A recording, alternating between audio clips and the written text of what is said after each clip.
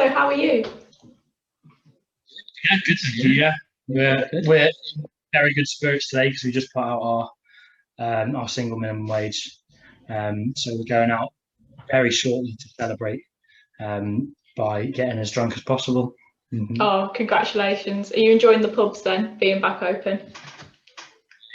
Yeah. Nice, but most of us work in bars, so there's a lot of working going on as well.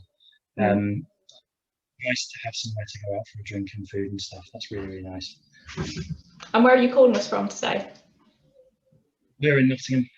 Nottingham, lovely. And what's the weather like there? I know it's pretty horrible here at the moment. I'm just looking out the window. It looks like we've got thunderstorms or something. It's really trying. Like it's not quite sunny, but it's getting there. It's been pretty awful the past 2 days. Bank holiday Monday was like a monsoon, and then yesterday terrible as well. So it's better. It's better. I'll take anything. Yeah. And so for anyone that isn't familiar with you guys or Blondes, can you explain to us a little bit about how you came together and started making music? Yeah, sure. So we all met each other at Nottingham Uni. We're all from different parts of the country, but Nottingham, where we met each other in our first and second years. And we basically joined a uni band society that was set up just as a extracurricular thing, really. Yeah. And our guitar player then posted on the Facebook group if sort of recruiting band members, and listed lots of bands we're into, kind of indie bands, and then older bands, and then more recent kind of guitar bands, Arctic Monkeys and Two Door Cinema Club, and bands we all really liked. So we DM'd him, and then most of us met each other when we started practicing. So we didn't know each other before. We just got in a room and started playing covers. Yeah. I hadn't learned any of them. Well, I missed the first practice, and I gave them the opportunity to replace me, and they didn't. Fortunately. But yeah, it was sort of just like we were your kind of average uni band at first for the first while, kind of like playing covers and playing local shows and stuff. And then we started taking it a little more seriously towards the end of our uni careers. And we drafted our bassist Tom in when our drummer broke his arm. We had a bit of a lineup shift, and then a couple of other things happened, and we kind of settled on the four that we are now. But in that time, we started writing our own music. We self-released an EP, mainly to just like friends and family and anyone that was interested at the time. Played quite a few shows, things started going really well.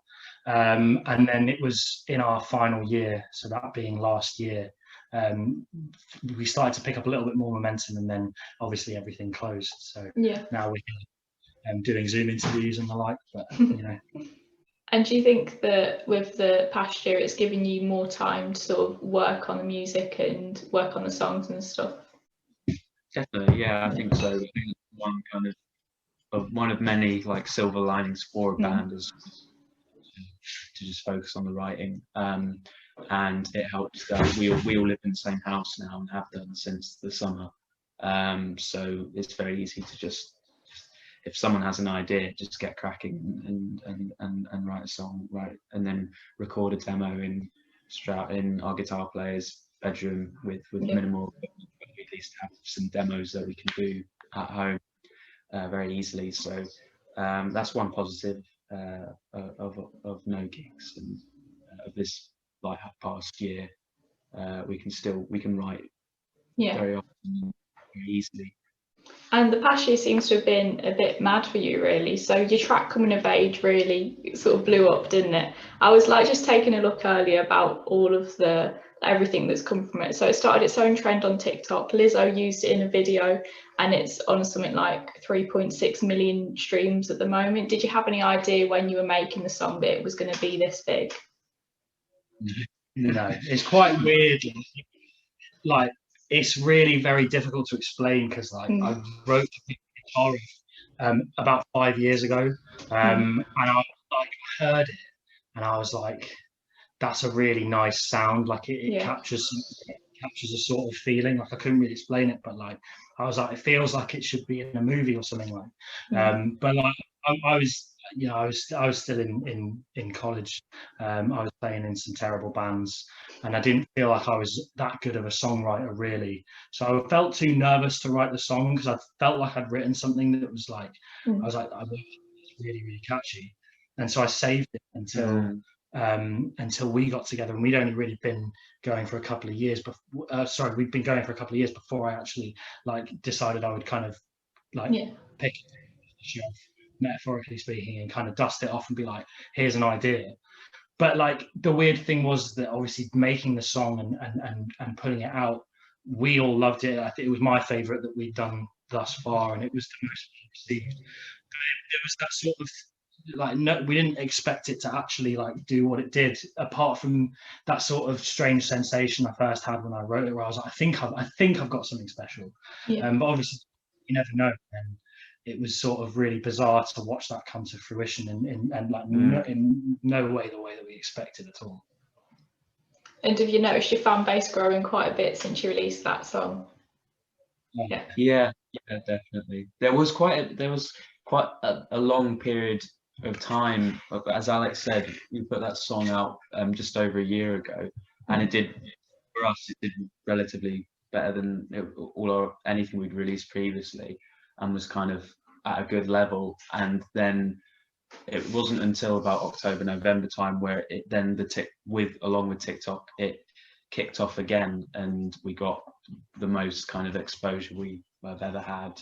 A couple months after the song had come out. Yeah, we ended up with people like listening to us in the States. We have more listeners in the States than we do and we have never played a show as of yet outside of Nottingham. So that in itself was insane. And we had like people contacting us and telling us that they loved the song, and like that's what you do. You know, that's like one of the things that keeps you going. Like aside from just enjoying what you do, it's also so like affirming to have people contact you, let alone these people being halfway around the world.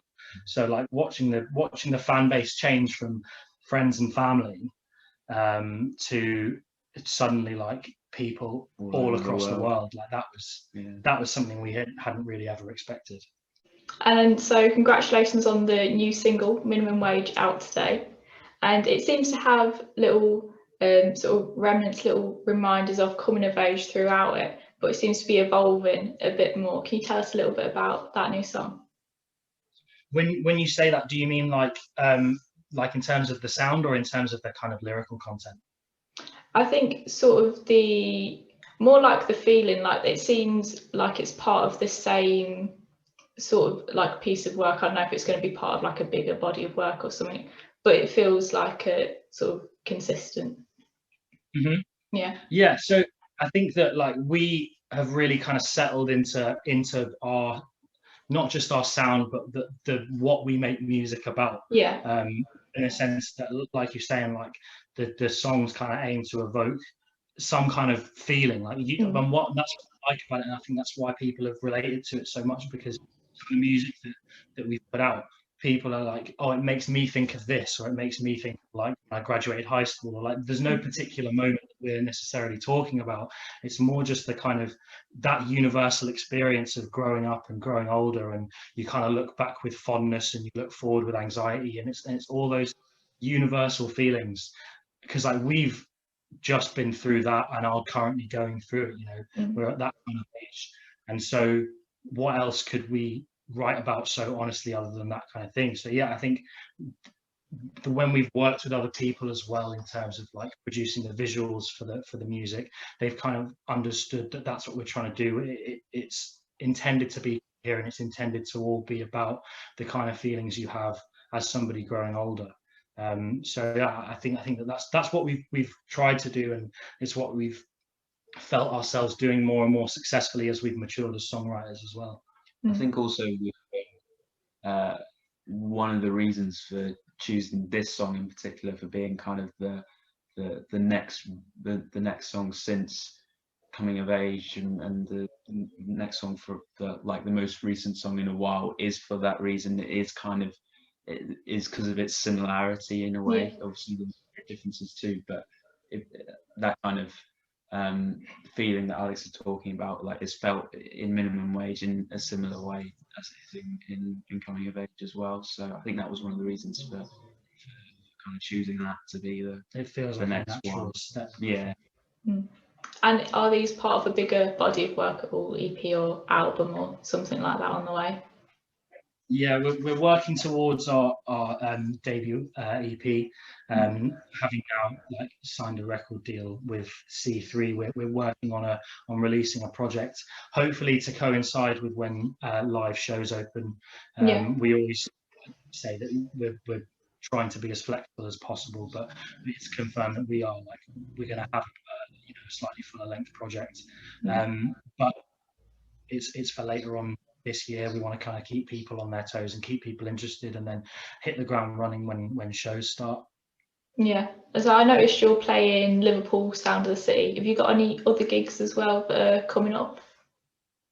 We've got quite a few exciting things in the pipeline, but it's because of the situation, it's very hard to say for definite these things are happening. So it's why there's things that haven't been announced yet, but will be over the coming weeks as part of the campaign around the EP and part of the kind of push towards going back to live music again. So we've got some really exciting things that, fingers crossed everything goes ahead. Yeah. And do you have any other plans for the rest of the year at all? I just wait and see if these things don't get cancelled. We got lots of gig opportunities coming. It's a case of waiting for all the festivals to have the green light for them to just happen, and then once the festivals themselves are confirmed, then we can go ahead and start announcing. But it's slowly starting, incrementally. Our summer and autumn is starting to fill into place, with exciting stuff. So I want to go to a beach as well, but that's not really. I want to go swimming. I've really missed that. Oh yeah. Is that allowed now? I'm pretty sure you can do that now. Go to the beach. Yeah, but not in the weather that we're having at the moment. No. I guess you could. Really hot. I wouldn't enjoy it. I'd probably get pneumonia or something. Yeah, you get. And I got the listeners to send in a few questions for you as well. Cool. So I've got one from Anna, and she says, "Who would you most like to collaborate with?"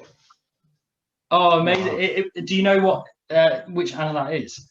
It's Anna Sarsfield is her name. Anna Sarsfield.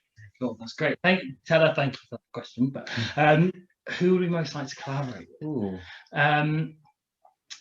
I think that currently we would look at bands like Easy Life and DMAs, kind of like indie acts that are really trending at the moment and blowing up, and also personally, I would love to get in a room with Loyal Kana and get him on a song obviously, maybe not one of the indie rock tunes, but there's other stuff that we've done that we be absolutely immense to work with someone like him. He's just such an amazing guy, and he's just, everything he touches is gold. So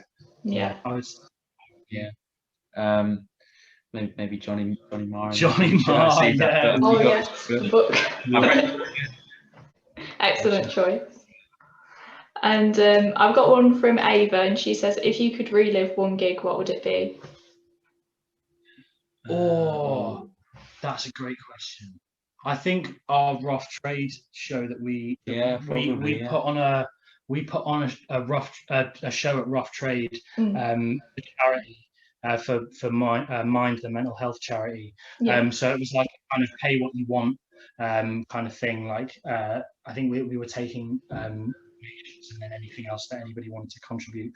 And so we had loads of people coming down, so it was a great cause. And we had a band from Leeds called Mega Happy UK, who were friends of ours that came to play with us.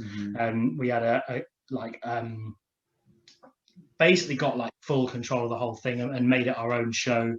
We were selling t-shirts there for the first time. We did a couple of really fun covers, and it was just a great night of everyone having a good time. It was a very DIY maybe I'm not sure we'll be able to do a gig quite like that again now that sort of we got label and management and stuff involved, because it was a bit chaotic. We had things not work. Yeah, we had lots of things went wrong, but like I was forgetting lyrics as well. Just, it was like our last kind of proper DIY, just the five of us organising everything.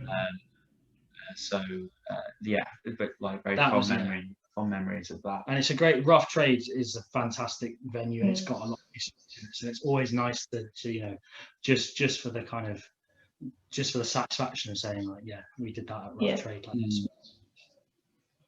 And I've got one from Chrissy, and she says, what are you doing when you're not making music? The boring answer is working. We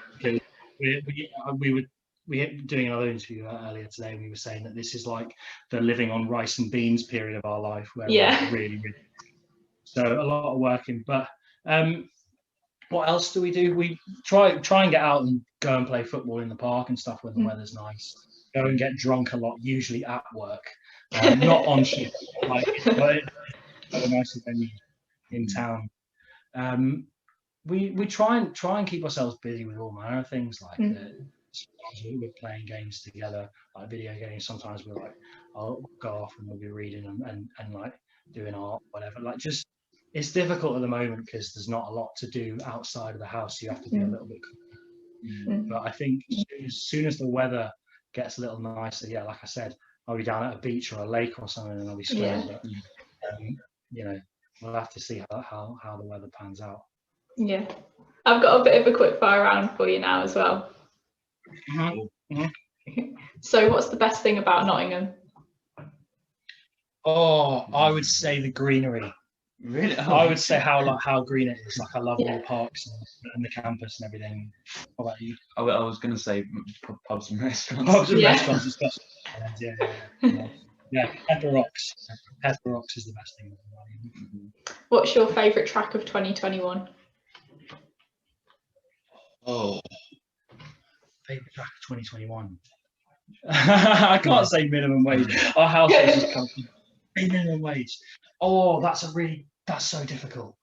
I love the new Easy Life tune, Skeletons. They really love that. And Frank Moody just put out a tune as well, which we were listening to this morning, that was really good. Arlo Parks has put out a couple of great tunes as well, but that was this. What music was this? I also love Justin Bieber's new single, not new single, but his single Peaches. They're so sick of that song. It's so catchy. So good. What's the first album you fell in love with?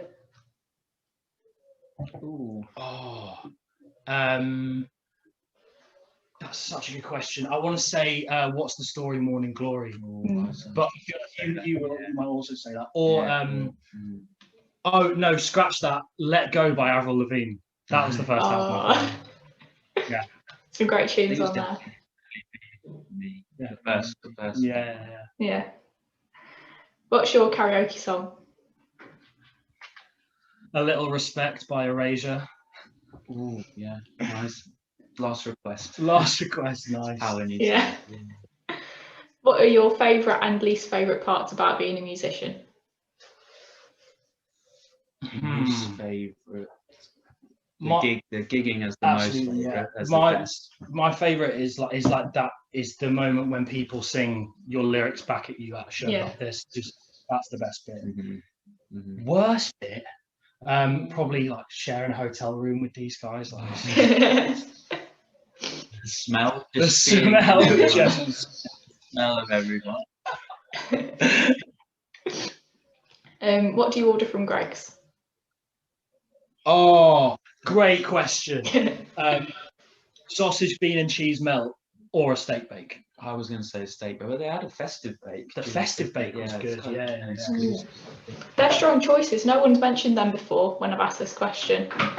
Your first Sausage one. bean is underrated, truly underrated. Yeah, I'm not sure. Go wrong. Who did you think H was? Go on, Tom. I thought it was Carmichael, personally. Thought it was Carmichael. These guys don't know what We you're don't talking watch about. it. Oh, they're not in on it. Line of Who duty. do you think it was? Who do you think it was? Yeah. I wanted it to be Morton. He retired like a few series ago. He was Neil Morrissey in like the early ones. Okay. How do you feel on that? Disagree. Disagree. And are any of you actually blonde? No, not No. like Stroud's. Stroud's are light brown, but Yeah. not yeah. And would you like to request a song for me to play on the show? Yeah. So yours is the indie show, right? So Yeah. let's. I would personally love to request "Hello Girlfriend" by DMAs because I'm absolutely obsessed with that song. Yeah. And do you want to request one as well, Will? We can have two. I've taken yours. I can't think. We'll just do DMAs then. Or your girlfriend by if it's sticky. Yeah. Your girlfriend by Blossoms. Yeah. Oh, okay. Both good choices. And finally, would you like to do a little plug and just let people know where they can find you and listen to your music? So all of our socials are at Blondes Band. So we've got Twitter, we've got Instagram. I think we've even got a Facebook page. I think it's facebook.com/blondesband. You can find pretty much everything on there. We've also got a website, which is blondesband.com, where you can find all of our merch and any kind of like news updates that are coming. We've obviously dropped minimum wage today, which would be great if people could go and stream that. And yeah, the best thing to do is to follow us on socials, because like I said, we've got a lot of exciting stuff to come in the next few weeks and months. And give us a follow on Spotify as well. That's great. Thanks so much for coming on. Enjoy the pubs. Good luck with the new season. Thank you for your time. Yeah, Will. That's all right. Thanks for All right. See you later. Bye. Bye.